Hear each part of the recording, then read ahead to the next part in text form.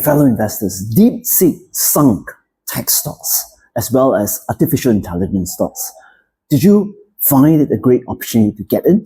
Well, jump on the bandwagon, ladies and gentlemen, because this is exactly what we do. And in this week's video, I'm going to offer 3 options, ETFs as well as stocks, for you to ride on this sell-off. My first ETF pick, ladies and gentlemen, is the XLK fund.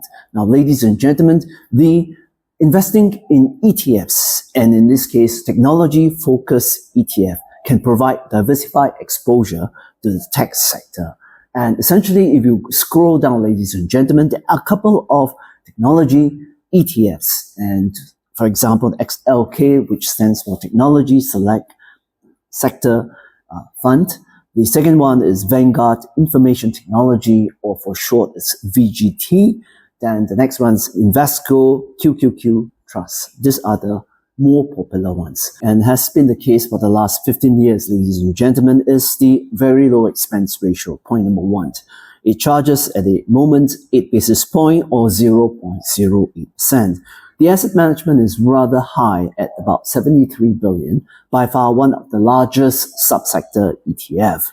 The ETF actually provides me with a good exposure to technology companies, and that includes hardware, storage, peripherals, software, communications equipment, semiconductors, and semiconductor equipment. I must confess that these are the areas where I'm a little bit weaker in terms of my understanding, but the ETF therefore gives me a broad exposure to that. Now, the performance has been tremendous, and the number of holdings that they have currently is of 69 companies.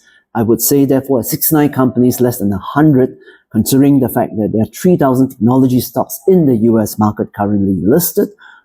It's a very good size holdings that actually allowed me to ride the upside.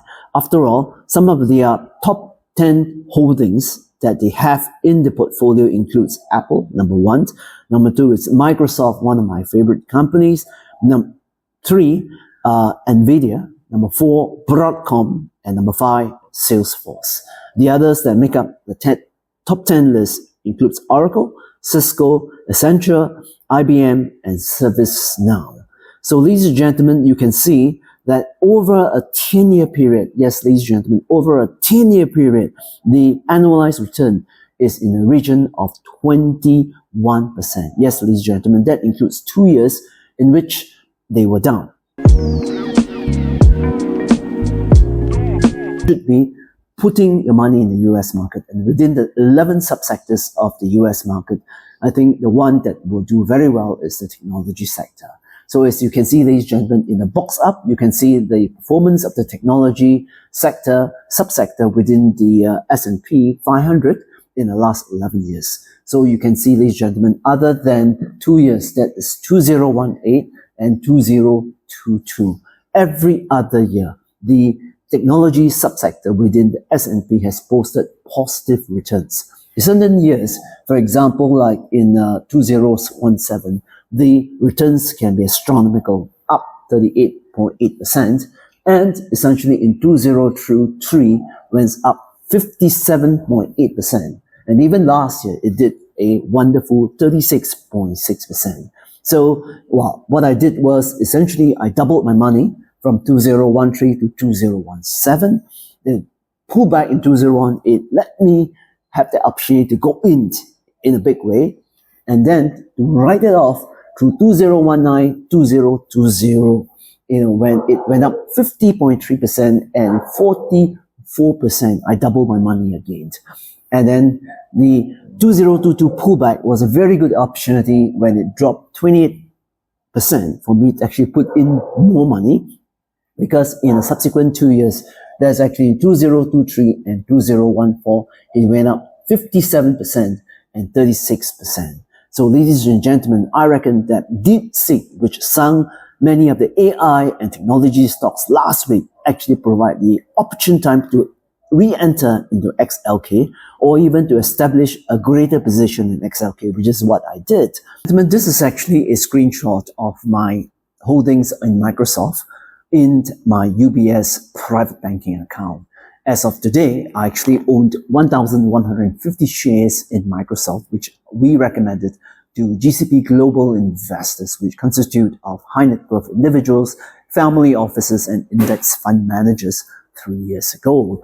Now, as of today, essentially my profit is up, or rather my portfolio is up 44% on Microsoft.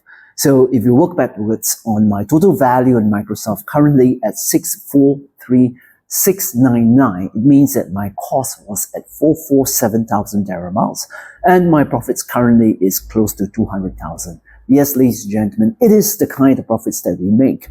As I've written in my book, making millions from your investments, which is what we enunciate in our class. So if you want to make millions, only if you want to make millions in your portfolio, join us for our class this Saturday. Yes, ladies and gentlemen, just 4 more days to go. But unfortunately, we only have 2 more seats in our class. But of course, the class, if you want to join us through the webinar, there is still unlimited seats on this moment. But back to Microsoft, ladies and gentlemen, one of the reasons why 2.5 years ago we actually shared on Microsoft was that we believe that it will be a strong growth company. Now, the belief, ladies and gentlemen, is that the US market is actually high many a times. It's always a fallacy. Now, understand that in the US market, it is driven not so much by just on PE or valuation, but more on the earnings growth. And in Microsoft, you have a powerful earnings growth. You can see, ladies and gentlemen, since our last class, you can see that the revenue grew from 211 billion right up to, for this current financial year, 280 billion projected. Understand that Microsoft, the end year is June, so that's roughly a 40% growth. But more importantly, ladies and gentlemen, look at the EBITDA. The EBITDA grew from 102 billion to 155 billion. That is a whopping 50%. Now the beauty about US companies, the likes of Microsoft, is that they normally grow their earnings faster than the revenue. Now you don't get this in many Singapore companies. Then look at the bottom line, ladies and gentlemen. The net profit on Microsoft in 2023 was 72 billion. As of this year, they are projected to hit 106 billion. Yes, ladies and gentlemen, another 50% growth. And I would expect that in the next 2 to 3 years' time, the growth rate at the revenue level will continue to level off at 40%, and the net profit as well as the EBITDA will continue in the 40 to 50% range, according to many of the estimates and the consensus in the market. So jump on this. But more importantly, ladies and gentlemen, look at some of the key things that was very apparent a few years ago when we presented to investors. One is that the key metric on performance of the management of the company, that's return on invested capital, meaning that how much do you get in terms of the return in capital as an investor. You can see that Microsoft in 2023 was already latching at 57%. Right now, as of this year, they are likely to actually grow to about 50% as well. So it's very rare, ladies and gentlemen, to actually have a company that exhibit ROIC above 50%. At the same time, you look at the ROE. 5 years ago, it was 39%. Right now, it's at 35%. So you can see that many companies that are able to post ROE and ROIC above 35% and 40%. These are the companies that will do well. So Microsoft being hit by the Deepseek episode that you saw just last week is actually in that prescient moment. And that's why basically my money goes out to this. And obviously my own money is that I'm looking to buy Microsoft closer to 400 or below. And I still hope to actually get much more than my 1150 position that I have right now. So ladies and gentlemen, one ETF for you and one stock for you to buy the dip in this Deepseek sell-off. Essentially, hopefully you can join us for our class this Saturday, where there are only 2 seats available if you want to attend personally. If not, you still get the notes, you still get the video recording to sign up at GCP Global website. So essentially, understand that making money and getting good returns is about 3 things. 1 is on asset allocation. 2 is on security selection. And 3rd is on market timing. So the key part, that is actually asset allocation. I'm lucky in the sense that when I quit the industry in 2009, I actually channeled the bulk of my money into the US market and the European markets, and they have done tremendously well. I certainly think that you can make millions in your investments if you know how to invest wisely, asset allocate correctly, market time correctly, and select the right stock and right ETF. Hope you can join us. If not, do subscribe and join our publication for next week, and hope to see you.